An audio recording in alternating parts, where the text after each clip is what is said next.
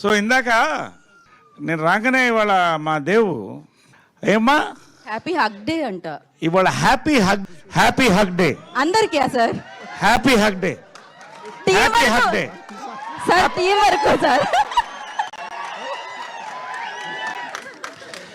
అమ్మా మిమ్మల్ని కూడా హగ్ చేద్దామని వచ్చాను. కాకపోతే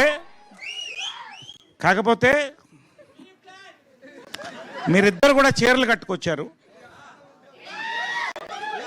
కొన్ని సంఘటనల తర్వాత ఒక ఘటన తర్వాత చాలా మట్టుకు స్టేజ్ మీద చీరలే కట్టుకుంటున్నారు. కాబట్టి భారతీయ సంస్కృతి ప్రకారం మగవాళ్ళు ఆడవాళ్ళు హగ్ చేయకూడదు. కాబట్టి మీరిద్దరు హగ్ చేసుకోండి అమ్మా. హ్యాపీ హగ్ డే చెప్పండి. ఇది ఇక్కడి నుంచి చైన్ హగ్ ఇద్దాం అనుకున్నాక అక్కడ గీతా భగత్ ఉంది.